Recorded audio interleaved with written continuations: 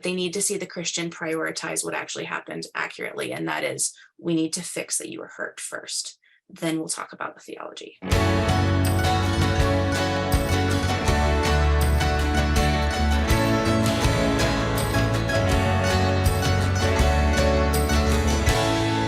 Anna is a cult and new religion specialist with Ratio Christi, where she serves as the campus apologist at the University of Tennessee, Knoxville. She's also a therapist who specializes in religious trauma and exit counseling of high control groups.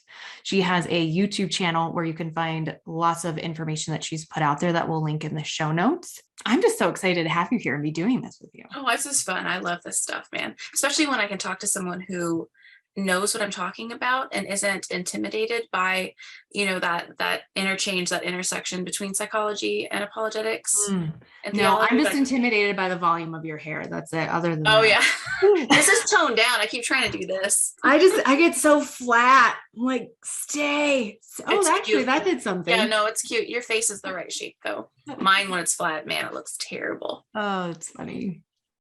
Okay, let's just jump right in. First question.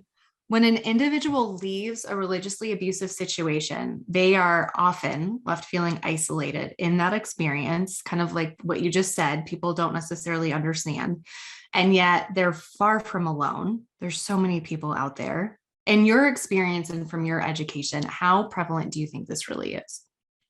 Super, super prevalent, in the sense that I think people feel an inordinate level of shame when it has to do with like spiritual trauma. And I haven't quite isolated exactly why that is, but it seems to be something folks are a little bit more quiet about than they would otherwise be. It may be because they're worried that it'll impact the guru or whoever it was that they escaped. It could be that they don't really know how to assess the theology and how bad it was. And so they just kind of lump it all into, this was just an overall bad experience, and I don't know how to isolate it from other traumas. And so therapists are interested in clinical trauma, and this isn't a clinical trauma, in my opinion, right? Because they don't know. And so then they don't seek out the help that they might normally seek out, because they can't quite identify the difference between what they would think of as like medical trauma, like a typical PTSD type scenario, and what they experienced, even though it's the same. It's just in a different, it's just in a setting that they're not used to seeing that sort of thing in.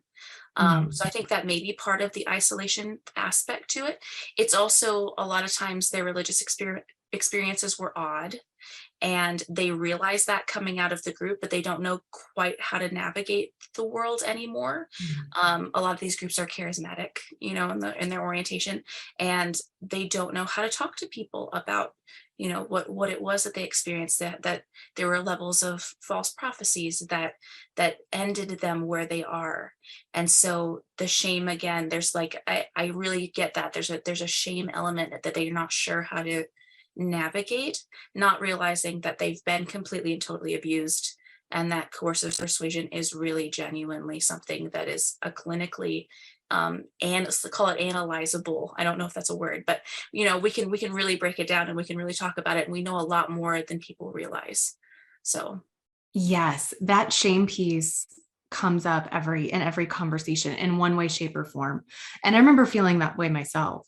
Yeah. Because I felt crazy in my own experience of, but all of this did happen, but then none of that happened. And so there's these like different compartments of like, these things were said, but they actually kind of did align. And then these things very obviously did not. And this doesn't match the world outside of my home. And so in that kind of some of the cognitive dissonance and a lot of the gaslighting that can go on as we're actually stepping away and we're looking back at our experiences and feeling crazy myself, that really got in the way of being able to share my experience, because I myself was like, I don't even know what to do with it, let alone be able to defend myself to someone else, which is what it would feel like. It's like, we'll have to defend this because they're going to be like, how on earth did you believe this? And yet people aren't as exempt from such an experience as they may think. And I don't want to say that to scare people, but mind control, undue influence, like these kinds of things that we talk about, they're very real and they're powerful. I mean, look at marketing, you know, look at kids when in commercials, and all of a sudden, I mean, my son, he's like every 5 seconds, oh, I want that. I want that. Can you buy me this? Can you buy me that? And it's just a very simple, harmless example of what influence can do to someone. Mhm. Yeah, and just in breaking down the, you know, you can it's aggressive, but it does the trick a bit, I think, and at least I find with my clients, that you can kind of make it equivalent to like the rape of the mind as opposed to the body. And you're experiencing exactly the same emotions for both pieces, but they don't know how to articulate what happened to them because it was mental. Don't get me wrong, a lot of these are more than mental, and in most cases they are, I would say. But in the cases where it's a coercive persuasion case, and this is something that a guru has stolen, you know, 20, 25 years of their life and all of their finances, and they see what happened to them as, oh well, I guess I was just duped, like maybe I'm more gullible than other people, and so it's really just my fault. And in a lot of these cases that's not true in the slightest, and they're just living in this self-imposed prison their whole lives, just thinking that, you know, this is something I should have seen coming. I shouldn't have been taken advantage in this way, and that's not how coercive control works. Right. Right. Absolutely. And again, we see it in so many different forms, but there's something about this context of religious trauma, religious abuse, cult abuse, Mhm. specifically at times, where the stigma is still stronger than it is for other forms. Mhm. Would you agree with that? Yeah, yeah, I can see that. And with the looseness with which those words are thrown around sometimes, especially in religious circles, like the word cult, I have to educate all the time that that is that word. I'm not using that in the sense that groups that Anna doesn't like.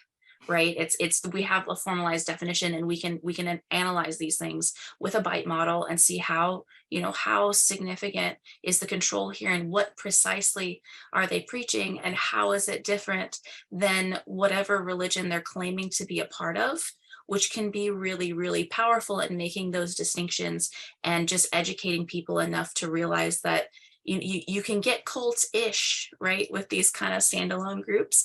The podcasts, cultures podcasts, they talk about that sometimes.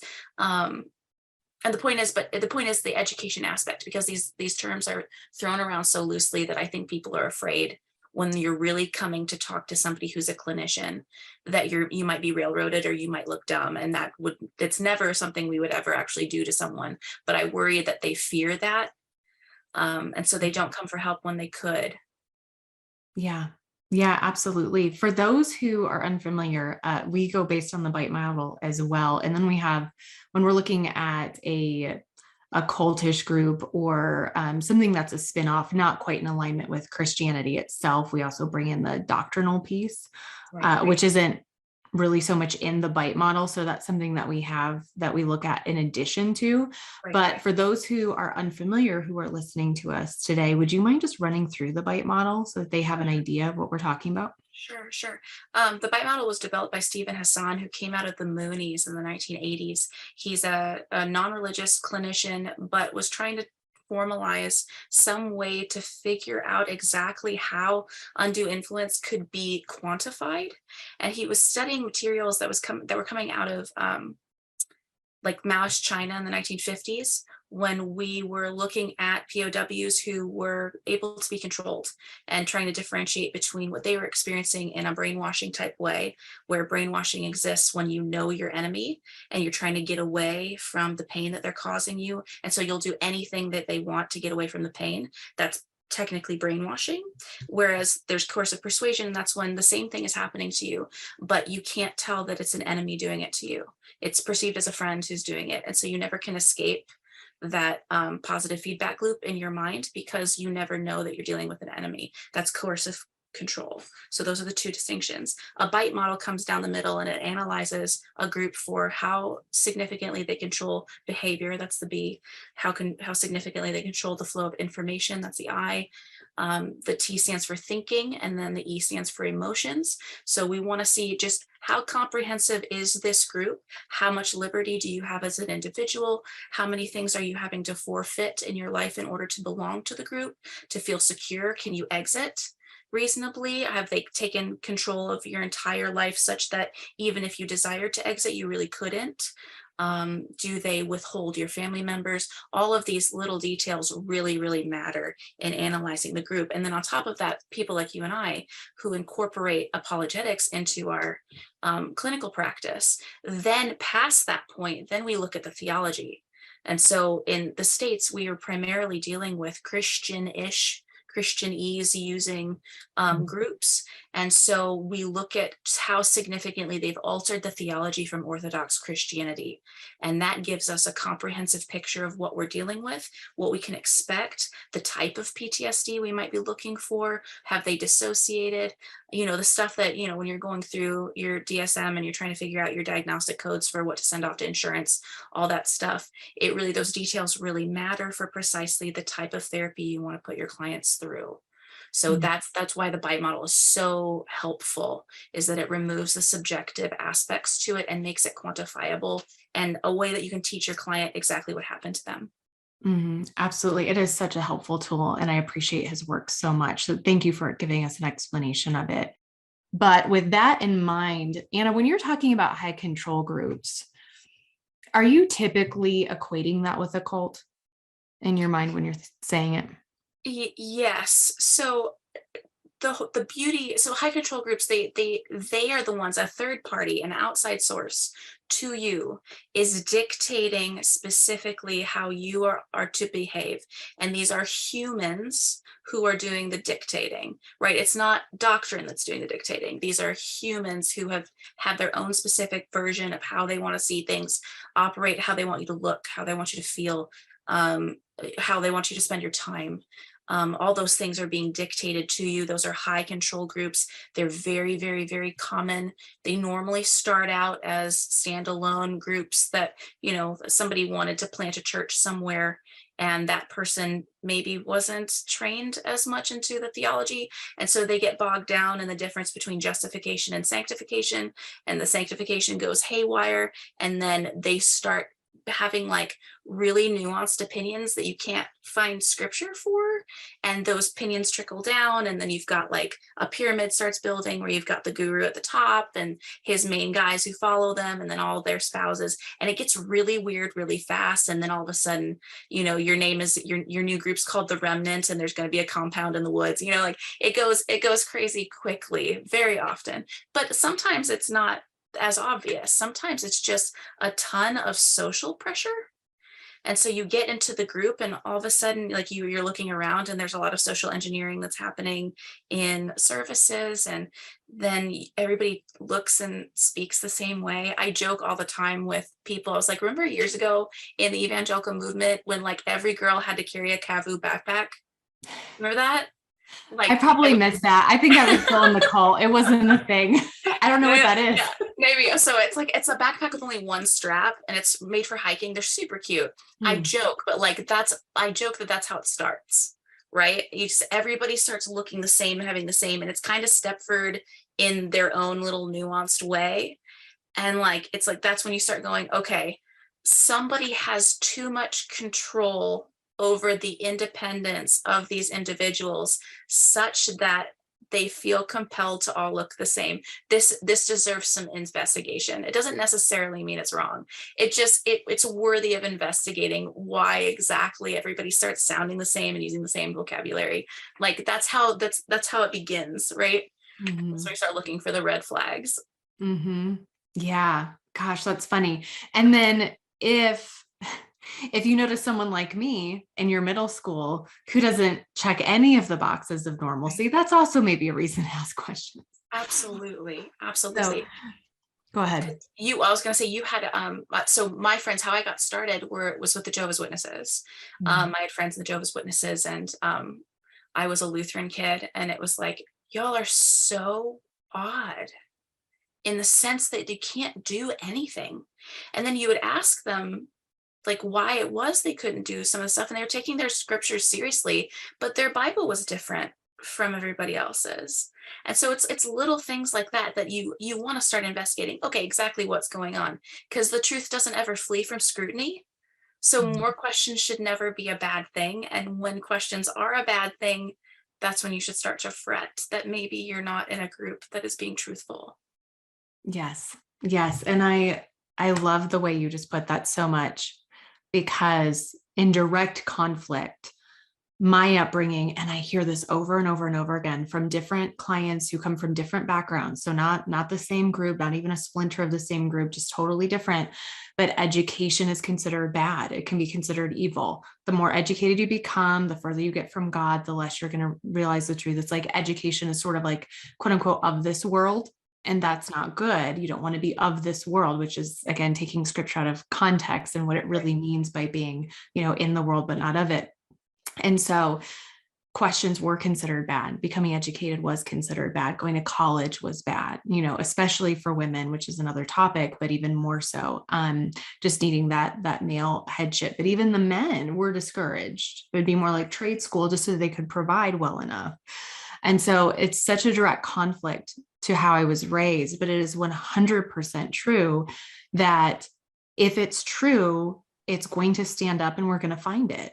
Right. If God is real, we'll find him as we're Right. searching. If we're Exactly. genuinely of, okay, where's the evidence going to lead us? And that's why we have incredible people like Lee Strobel who convert, who are Right. angry and don't want it to be true. And they're like, okay, I'm going to take a look at it. And they're like, oh crap, I didn't mean for that to happen. Exactly.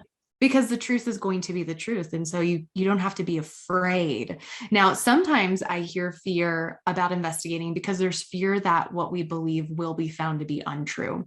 Right. And I understand that emotion as well. And I Mhm. certainly had some of that for myself, which ultimately what I had been raised in that worldview was actually untrue. But of course, there was fear attached to that because then I have to deal with all that is going to come from that realization.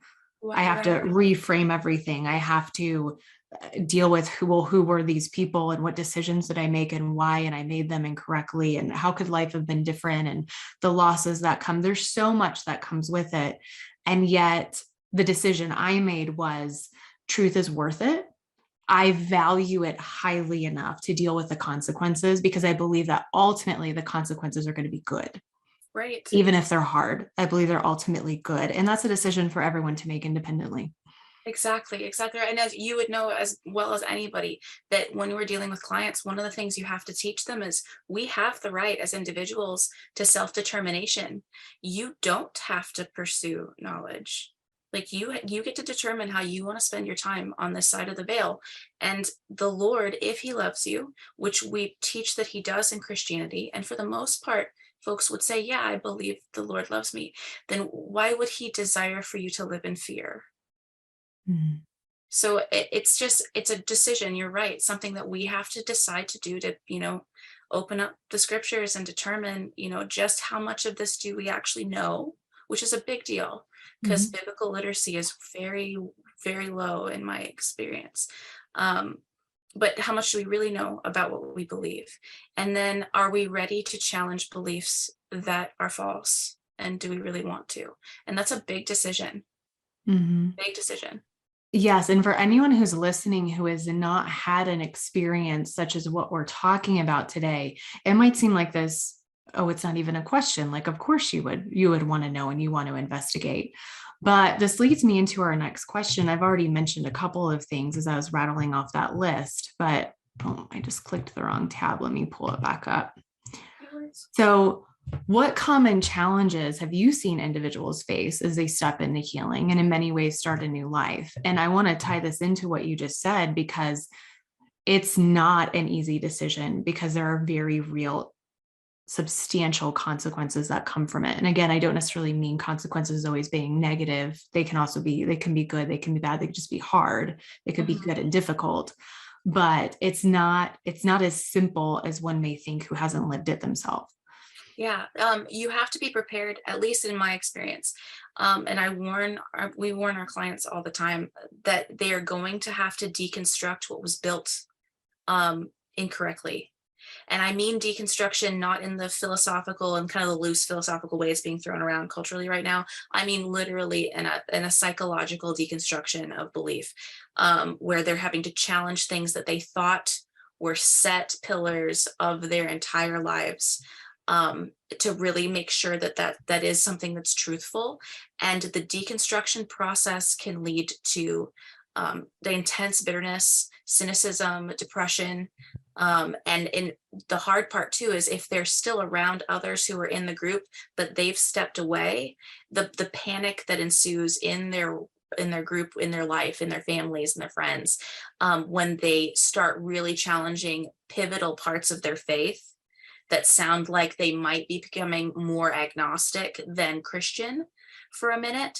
And so we have to warn our clients that this is a personal process. Be patient and kind for all of the people who love you who are going to start panicking as you start challenging all these things. Try not to lash out. It's okay. We're in a growing season, but let's go ahead and take a sledgehammer to everything that's false, and then we'll see what remained and make sure that this process is done right.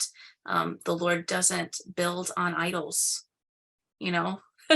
So sometimes you got to knock down a whole lot of stuff to get back to brass tacks. And sometimes you find out there was no foundation at all and the foundation has to be laid. So that can be very scary. But as far as anticipating as clinicians, helping them anticipate what this is going to look like when I set up that that's a thing and they're going to voluntarily step in and face the unknown and face what could be complete and total tragedy. They voluntarily do so. In them doing that, that's prolonged exposure therapy already that they're doing for themselves. That's making them braver. And that's precisely the type of therapy we want to do anyway. Mhm. So anticipating and making sure that the expectations are real, I think is really, really, really powerful. And it's playing the long game, don't get me wrong, but that's the game you want to play here because you're dealing with truth. So they'll get there. The emotions on the way may get complicated, but that's okay. Mhm. Yes, it is absolutely a journey that takes time. Yeah. Yes. And I remember at one point I had a therapist who I'm so thankful for because it can be very challenging to find a qualified therapist in this area.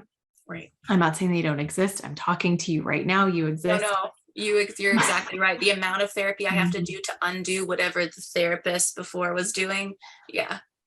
Yeah, it's tough. And so I had someone though who told me, was very upfront, and I appreciated the directness. He had said to me, you're very high functioning, like you've built a life, like you don't have to do this if you don't want to. No one would ever know. So it's really about if you're fine or not. Hmm. And it was a really honest reflection back with just a really valid question. And I decided it was a new, like deeper level that I needed to go to, like a deeper level of just healing that I had to work through, as much as the word work isn't always best in this scenario. But I was like, oh, this is going to be tough. Do I even want to go there? Do I even kind of want to open that box and go there? But in relation to becoming a parent, I did. And so that was my motivator. Okay. So yeah, I'm someone who in general likes to handle things because I want to be as healed as I can be on this side of eternity. But I recognize I'm never going to 100% arrive somewhere. At the Right. same time, well, if there's something else I can do that's going to help me be a better mom to my little guy and help me feel more attached and to love him better and be more present. And I mean that literally in a not dissociative way of like Right. Right. literally Right. be, then yeah, of course I want to do that, even though it's hard. And those are really good questions for people to ask themselves. Something that I always ask is, what is the motivation? Like, what is your motivator? Knowing your why for this can be really powerful to write down and come back to, because there's going to be weeks where you just don't want to do it. And you can take those weeks off too. That's okay. But it's helpful to know when we are willingly going to go through something that's difficult, why we're choosing to do it to begin with. Right. Right. And that's really just worldview analysis too. You're helping them process like precision process. What is it that they're doing with their time? Right. We're the only people that get to hear what goes on in our heads at 3 a.m. when everybody else is asleep. What would you like to hear? Mhm. And that's a huge question, and sometimes a question they don't know how to answer yet, and you have to walk them through, you know, some of the Yeah. things that they like, especially coming out of high control groups, because you kind of lose a sense of who you are. Yes. I've had a lovely moments. Remember the movie Runaway Bride with the Hmm. Julia Roberts, where she Hmm. has to go figure out what kind of eggs she likes? Yes.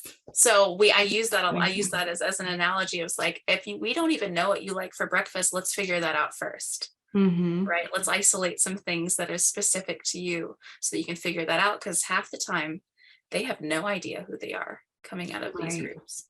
So how could Right. they possibly know what they want? Well, and I was having a conversation actually recently with my husband because I said, there's some terms that I use. So let me know if you use something differently, Okay. but some terms that I use, and I know some others do in the mental health professional community that hint of other worldviews. Mhm, So, like the idea of genuine self or authentic self. mhm. And I'm like, okay, is there a different term I can use, or do I just have to define it every time I use it? Because I'm not talking about this in like a new age kind of way, or any other sort of worldview way that we could be using this. I'm not elevating the self over the Godhead. I'm not doing any of those things. This is literally about someone who doesn't know what kind of eggs they like. Yes. Someone who literally has no idea what they think, feel, desire, what their skills are, because they've always been so indoctrinated as to what they look like and who they're Yes. supposed to be. That's what I'm talking about. Yes. No, that's exactly what I do. I call it word vomiting philosophizing, because that my professor would call it philosophizing randomly, back in the day. And that was just like, I just want to clarify all the things that are not happening while I'm telling you what we're focusing on that could be confused. In theology, you can play with it as like, this is apophatic therapy, right? We're going to tell you all the things this is not what this is what I'm not saying. And then Mm-hmm. you can try to isolate what that means for you, and we can try to figure out precision how to articulate it. But no, that's exactly what I do. So that's awesome. Wow. I love Glad that. I'm not alone. No, I don't know how else to do it. I You know, know. if only we could read minds, be a whole I different know. Or world. we just have to coin all our own terms and just get it out there somehow. But That's a that's genuine problem. You're right. You have to make sure that our terms are defined, because otherwise they can go running off with it. Because you're right, authentic self is something that's used all the time with PTSD mhm. therapies, and you have to define what that means precisely. Another one I have to do a lot is mind body dualism. So like Gnosticism creeping in these groups, where the Mhm. the flesh is always the problem and the spirit is always the good part, and so the flesh is constantly being abused, Mhm. but that in orthodoxy they're intertwined. We're embodied spirits, right? Mhm.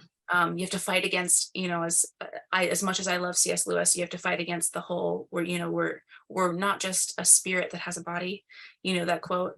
Yeah, Mhm. we are embodied spirits. They're intertwined and they have an interplay. And so, but just correcting stuff like that, they're like, oh yeah, Mhm. yeah, it's okay. So Yeah. yeah, no, that's what education. Absolutely. Yes. Education the whole time. Well, and speaking of terms, I wanted to touch on the term religious abuse, which Okay. people can use religious trauma, spiritual abuse. All of these can be used semi interchangeably. They're not necessarily all exactly the same. Right. But generally speaking, there's confusion around this term. So sometimes Yes. it gets confused with, from what I've seen, it gets confused with discipline or conviction, or Mhm. simply not liking what was heard. Exactly. So, and we can see that in the greater church at large, as in, the big C church. So that gets in the way of providing then the necessary supports that someone needs who has suffered genuine abuse. So, Yes. how would you respond to this? How can someone distinguish between these two, what I would say are very different experiences? Yes. So this is not going to be a comprehensive definition, because I'm still working on it. Mhm. But one of the things that you can make a distinction between is the person who gave the statement you didn't like, are they getting anything out of it for themselves? Are they repeating a doctrine that is actually established doctrine that you can look at historically, and they're just pointing at a doctrine and you're like, I don't like that? Because that's different than if they're saying something to you using spiritual terminology or pressure that is also something that they're getting out of it.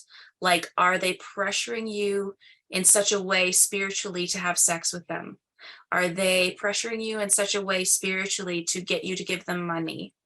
Are they pressuring you in such a way to gain power over you in a way that it can actually be pointed at, right? It's more than just, this made me uncomfortable for a minute. It's that an actionable thing was achieved by the person doing the pressuring. So I've noticed that there's a distinction there about outcome, right? And then on top of that, like conviction, internal conviction, that's something that's between you and the spiritual realm. It's not between you and the person in front of you. So let's assume that the guru in these cases, and I use guru in a loose sense, like the spiritual leader that is informing you of something that you need, right? Or you think you need. That could be a preacher, that could be a shaman, it could be anything really. This person who is claiming to have some type of spiritual knowledge that's special, that you don't have access to, that's the person that you want to focus on. What's the purpose of them claiming that, and what are they doing with it? Because in Christianity, there is no special knowledge. You have access to all of the same knowledge as all of the teachers who are quote unquote called to teach. There's no secret. So if you're outside of Christian circles, we can deal with that context a little bit differently. But since most of the religious trauma cases that I'm dealing with are all the Christian oriented ones, that's the first red flag, is any type of secret knowledge that could be used to gain XYZ over you, and they're pursuing it. Does that make sense? Yes. So then out past that, I mean, we can get more nuance. This is why the details matter so much. When people text me or they'll email me, be like, is this group a cult? Like I need, unless it's super obvious, or they put up a theological statement that is super obvious, it breaks with Orthodox Christianity, that would be a theological cult versus something that would be like quote unquote a damaging cult. And that's where that bite model comes in. Sometimes it can be both. Sometimes it can be neither. So I just need the details really do matter in these scenarios. It's hard to say something is a cult capital C, damaging, stay away from it, without those details, if that makes sense. Yeah. Yeah, absolutely. And then when I think of, say, examples that are in the mainstream church, so TC Cannon has been very, upfront about her experience. And so I think she's someone who I can safely reference. So she had an experience within a church she had attended for 25 plus years. And that was something that she would say was religious abuse. And I would agree with that. I agree with the application. So I'm not sure how familiar you are with her story. I'm not. Okay. So ultimately, to keep it short, she ended up, it was long and it was awful. And the pastor was just ultimately much more concerned about his appearance than actually handling things well, which is some things we could run into anywhere. Yes. That certainly comes up. We're more concerned about our pride, our prestige, than we are in taking accountability and how we're going to treat people and things like that. And so out of stories such as that, because I know you and I personally more so focus in the bite model area, in that more cultish area, versus personally more so focusing in religious trauma, which is where Be Emboldened as an organization focuses, but it's not as much where I sit in my one-on-one practice. I know that's the same for you. Yeah. So when I look at these more mainstream church experiences, something else that I like to bring into play when we're looking at, well, did someone just not like what they heard because they don't like the answer? Or was there actually a problem with it? Of course, we're looking at, does it align with scripture or not, first and foremost. Even if it does, though, I like to have people consider the approach that was used, because something can be said correctly and not be said in a 1 Corinthians 13 way, not be said, be said as that clanging cymbal or clanging gong versus said in love.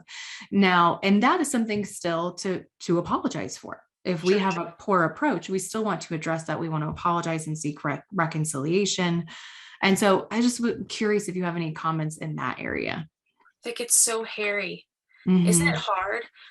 So yes, I've dealt, so I'm trying to think of cases recently. so I've had, okay, I can think of one that I've got a recent case, where it really wasn't a cult on a bite level sense, and it wasn't one theologically, but what had happened was the leadership was so immature in they were new converts. Mhm. So, and they had set themselves up as leaders, and this they had self-elected to do so, which was another thing. There was no accountability or oversight, which can be really, really problematic. They didn't have an eldership framework by which we could judge the competency and character of the people who were claiming to be leaders, Mhm. in like a First Timothy and Titus type of way. And so it was basically a really successful gathering of baby Christians. And there was a lot of kind of what you described, just a lot of personality and less First Corinthians 13 going on with the teachings. And then the teachings they got like too into people's private lives, the teachers, and they were trying to dictate the details of relationships that is not outlined specifically by scripture. And I would say in these cases, even though it wasn't a cult, um, and even though it wasn't technically theologically unsound yet, it was so immature that it was actually abusive, that the people who were claiming to be teachers were claiming to be teachers. So this would be one of those cases where as a Christian, I would look at it and go, you want to look in the community and you want to hear the people claiming that they're having these experiences and take them seriously and try to go, okay, does that mean that you ask spiritual leaders who are more mature in the community to intervene, like goes as a brother to these leaders and say, hey, like this, we need to talk about the fact that you're going too far too fast. I get that you're new, but here's where wisdom needs to come in, and here's why maybe you should slow down on the claiming authority. Maybe don't take the title apostle yet. You were baptized last weekend. Like it's not, this isn't, you get these guys, you get these cases, but in that sense, like, okay, can I point to part of scripture that outlines precisely what to do? I can point to parts where more mature brothers are supposed to go and speak directly with the people and air their grievance. But like, what do you do in that exact scenario? As a Christian just practicing in the community, I would tell people, hey, yes, you experienced something that is getting real close to spiritual abuse, probably shouldn't have occurred. You're owed an apology. And we'll see what we can do. And then if the people who are actually in charge, who are doing these things, are really Christians, the idea is that they'll respond well to Mhm. that correction. And if they don't, that's a red flag that perhaps it was a false conversion. So Mhm. again, these are things though, you have to take them on the ground. I don't know how to do this in like a formulaic way. Mhm. Yeah. Yes, it's still so relational. Yeah. Yeah, And it's not, absolutely. the sad part is that a lot of times those experiences though will be isolated by people outside of Christianity as instances for why all of Christianity is that way, which Mhm. is not even remotely true. Mm-mm. Right. So No, it's yeah, not. I don't know what else to do except go, yes, affirm where it's truthfully, this is something that you're owed an apology. And let's not respond unnecessarily. Like let's not blow this out of proportion either. Let's Mhm. see how they respond. Mhm. Yeah. Yes. Yes, and I've seen examples where people they haven't responded well and they've Right. maintained it and instead they've retaliated. It's like, okay, well, now we know. Now we know you run. Yeah. Time to leave. Yeah. Yeah. Get Yep. away. There isn't gonna there at least for now, the Mhm. door is not open for this to change. And so then it's okay, then maybe we take a look at warning others so they don't get involved. And what do we now need to do with this information? Yeah. But again, just different ways to look at a term that can be applied in various scenarios. Mhm. And it's not always the doctrine that's a problem. So again, going back to the model, Right. we're looking at different forms of control. The doctrine might even be good. Right. So Right. so Right. yeah, it can look different for different people. But with all of that in mind, when we're thinking about what someone has gone through when they have had a true religiously abusive experience, what are some best practices that you use for engaging with an individual, from that sort of micro level, being like a friend or an individual church member, and then going up to a more macro level, like a church organization? What are some practices that you think are really great to implement? Um, I do all of my sessions sitting on the floor. So that can be really helpful, especially if you've gone through something like this, especially for women. It actually works really well for men as well, but there's something about getting down on the ground. It lets them rest their eyes. It's a posture of service. Um, it makes people feel a lot more comfortable. It's less threatening. I find that's wonderful. It's one of those odd little haptic communication things that has worked just really, really, really well. We don't be legalistic about it, right? You always have to do therapy on the floor. Like, no, like if you're that's not what I mean at all. It's something that I did. I invested in a floor pillow, one of those really big, awesome floor pillows, and I sit Mhm. on the ground and they sit on the couch and get comfortable and do whatever. Weirdly, that has been really, really, really helpful. Um, Low lighting. So you make this, you want to make your environment less, what's the word I'm looking for? You don't want it to be like a doctor's office. You want it to be like your friend's house. So the environment being something that's engaging and peaceful, that's really important. Less, I can't think of it. The word sterile, I guess, is the word I'm looking Mhm. for. You don't want it to look sterile, because a lot of these guys are coming out of groups who are were already teaching that any type of psychological aid is a sin. That happens all the time. So you want to be mindful of those teachings. Even like medical anything is a problem. You want to be mindful of all those things. I will usually start with my experience with the group because it is pretty theatrical and pretty dramatic. And I'll just talk for a second about how difficult it was. And usually they open right up with any type of knowledge that you were aware of the fact that spiritual stuff actually occurs and that it's real and that you're not kooky and you don't have to be afraid. That's really, really wonderful. And then full transparency. So making sure they know that full transparency or not at all, basically. Like, don't talk to me about whatever you feel you're comfortable talking to me about, but I want you to know from me, you will be getting full transparency no matter what. And so I'll actually lay my notes down on the ground so that they can see what's happening. So yeah, Mhm. what their view is somebody on the floor with all of the stuff exposed so that they know they're not being taken advantage of. There's no magic going on. There's no weird like clinical sleight of hand, anything that they would have been possibly taught in the group about what this experience is going to be like. I want to thwart up front immediately. Um, Yes. And that's important. Yeah. it's the only chance at building trust, Yes. because that doesn't exist. I mean, it's tied for number one from what I hear and from what I experience is, I don't know if I can ever trust anyone again. Huge. So, Intimacy, building any type of relationship, being able to communicate, opening up. Yeah, and they can be imprisoned for a very long time in their own heads that they did to themselves because they don't even know how to respond to input anymore. Um, and just yeah, I mean, just anticipating those objections and saying all the things that I suspect happens in groups that I normally deal with, and they'll usually they'll be like, "Oh my gosh, that's me." mhm. So you're just showing them that it exists before they ever open up their mouths so that they know you know what you're talking about. Mhm. Yeah.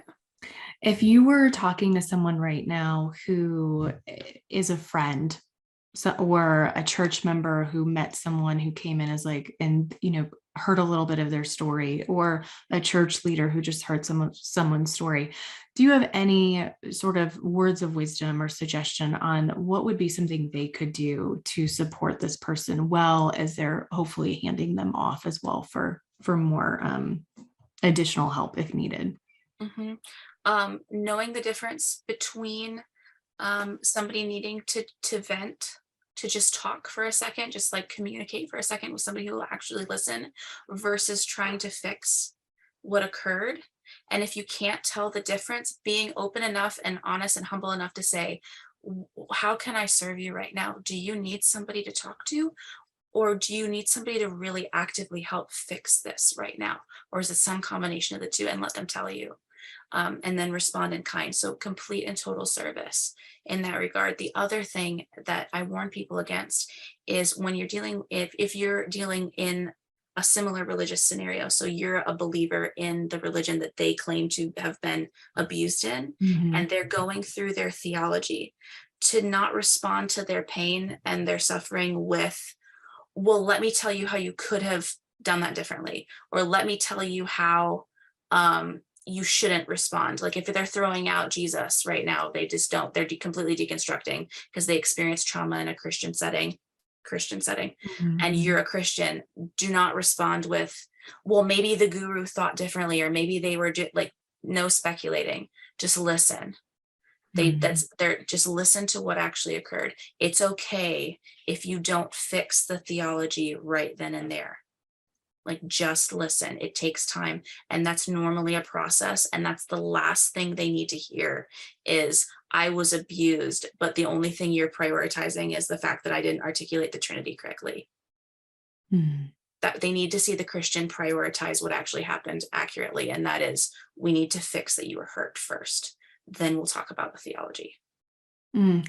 And Anna, that might actually be a great second conversation for us to have, is talking to fellow believers and giving them permission to not have to give that theological correction, because people can feel as if they can go home. And I've heard people say, well, I feel like I didn't do right by Jesus, or like I didn't do what I was supposed to do, or I didn't give the correct answer. I didn't. And so again, that might be a good follow-up conversation to have, where we Sure. go deeper into that, because it's similar to when I tell clients, hey, taking a step forward can be pressing pause.